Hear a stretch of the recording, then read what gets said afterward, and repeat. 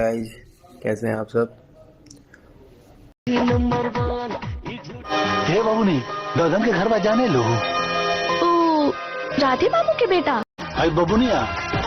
अरे चोरनिया, रुक बताओ ताली।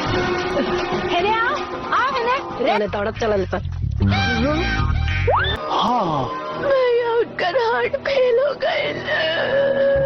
अरे तू तो जियता रहो। के कहला था कि हम मर गए नहीं। हाय कहला माई हम ही पूछा तनी कहीं इतना रंग बिरंगा तरकारी हाला बताव मदनवा नियरा भागा आदमी के बा बहुत जुल्म करता सो। तू हमर छोट गोतनी है, तोर हालात खराब है। ये से तरस खाते तोरा कईजा काम कहाँ से जा देखा था सवाल करत रहेला। जमीन 4 कट्ठा चाहे 5 लाख। पे रख ले बानी। अगर काल तले हमारे पैसा ना आयल ना तो काल के काल तोर जमीन दखल हुई। काजी रौरे हिसाब से। भैया बियाह में थोड़ा पैसा की जरूरत रहे। अच्छा हमार घर चली का? इस सब कपड़वा धो के हम जल्दी से घर बर्तन कर देता नहीं। एकर बिया तय कर देले ह। हाँ दीदी। जा। बड़े बड़े लोग देख के हमें सनसनाते हैं और जो हम खाते हैं वो कोई क्या खाएगा। भगवान आपका तो हर बिया तय। ए बउआ जाके चादर लेके आओ। दुल्हन हाय कहा ना बड़की सास है गोड़ लागा। तोरे घरे अगर हम तोहर पतो की हो गइल बा ससुराल जाके झूठे बोलबिस का? अब झूठ बोलब कि ना बोलब ये तो ब्याह होके के बारे पता चली। मालती अरे दीदी मुँह देखे आ गई नी तो एकर मतलब तू हमार बराबरी करे लगबू ना दिन भर मेहरारू के मुँहे निहारा कि जाके गोबरों फेंका।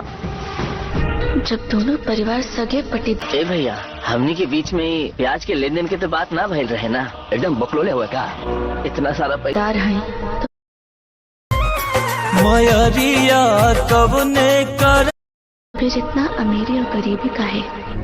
ओकनी की बेईमानी ओकनी की अमीर बना दिला। पैसा इकट्ठा करे में तो हमार उम्र गुजर जाई भैया। देखा था नहीं ये पंच लोग हमारे का बिगाड़ लेला। ए भैया ऐसा मत करो भैया। चाहिए हाँ? ना ना ना ना ना तू ही लिखा। एकरा पे हमके तन को भरोसा नहीं। हम अपन परिवार लेके कहाँ जाए भैया? बाहर निकाल। चल निकाल बाहर। मतलब कागज अपना हाथ में आ जाए तो जमीन अपना लगे आ जाए। बड़ समझत नहीं किए। आज तो झूठ बोल के ना हमारी इज्जत बचा ले। माई हमरो लगे कुछ पैसा बांटे। हमारे साथ दिन भर काम करी और हम ही घर में आराम करब। अरे पूरा घर के एक एक कोना देख ले बानी, बाकी कागज कहूँ नहीं के मिलत। हाय दुल्हन बाजी देखी ना। अरे हमरा रुमुआ से हमार नया नाई की चोरी हो गई। खाए के ठेकान ना चलल बड़े दुकान करे। तो इनका के वो घर में लेके काहे गईले ह? अरे बेटा देखी होता मयरिया कब ने करनवा भूल बहुत करने के दिल बाजी रहा माथावा में एक लपट। ए देखा ई तू दोनों सास बहू के रोज रोज के झगड़ा ना अपने घर में जाके करा लोग। कहाँ बनाई थी? हम बुढ़ा पमना के बनबे। हाँ तब का मन हो गई हुई। हाँ? वो लगन के हम कंफ्यूज कर देनी ना तो ना ढील का कर करे? अरे काहे मुंह तोड़ा मत करे? चाबी यहाँ रख देलू हा? तोरा पे हमके भरोसा नहीं खे। माँ जी हमार तो कल प्राणे अटक गए रहे कि हम रउआ के कमरा से बाहर कैसे का भाई? रउआ के उन लोग चेक करती और रउआ चोरी के इल्जाम में पकड़ा जाती। तो हम दोनों निकाली। अब ले इजा खड़ा बड़ू लोग। चला जा जा जा जाके दूसरा काम देखा। तो हम लोग दोनों जाना हमरी सास के मुआरा खतियाल बड़ू लोग का। ए दीदी जाना था नहीं का हो? एक नंबर के फ्रॉडिया है फ्रॉडिया। ना हीरोइन बने नी आ केतन से हमरा पति के हाथ लगाई। दोनों में से केहू हमरे द्वारे पे पैर रख ले या तो मरल जाई।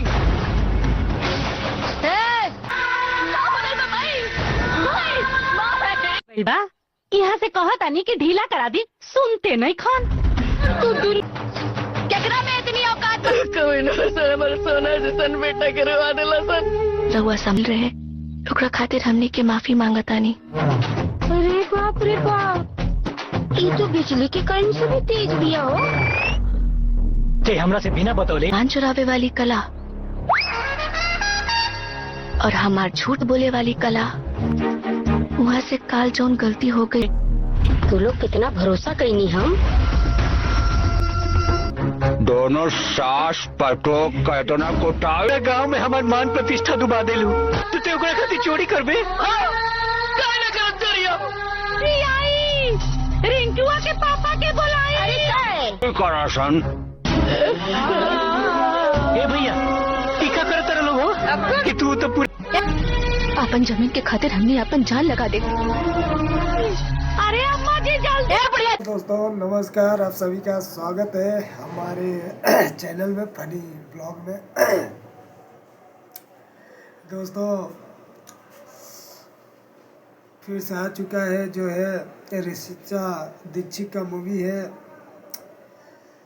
चोरनी सास जो है 2 आ चुका है। काफ़ी हिट मूवी है दोस्तों, और आप सभी लोग देखना ना भूलिएगा। अगर आप नए हो तो हमारे चैनल को लाइक जरूर कर लीजिएगा और सब्सक्राइब करना ना भूलिएगा दोस्तों, और ज़्यादा से ज़्यादा शेयर कर दीजिएगा। तो दोस्तों आप सभी को बता दें ऋषिता दीक्षित का जो है एक और मूवी आने वाला है, आप सभी को हम अपडेट कर देंगे। और दोस्तों वो भी काफ़ी ज़बरदस्त पारिवारिक मूवी है, काफ़ी हिट मूवी है दोस्तों। और जो है आप सभी लोग जानते ही होंगे ऋषिता दीक्षित जो है ज़्यादा करके पारिवारिक ही मूवी बनाती है भोजपुरी, और काफ़ी उनका मूवी अच्छा होता है और देखने लायक भी होता है दोस्तों। तो दोस्तों बस इतना इस मूवी के साथ हम फिर से आप सभी के बीच में अपडेट करेंगे और लेके आएंगे। बस अब तक के लिए बस इतना ही। नमस्कार दोस्तों, प्रणाम दोस्तों। ज़्यादा से ज़्यादा लाइक और सपोर्ट करना ना भूलिएगा दोस्तों।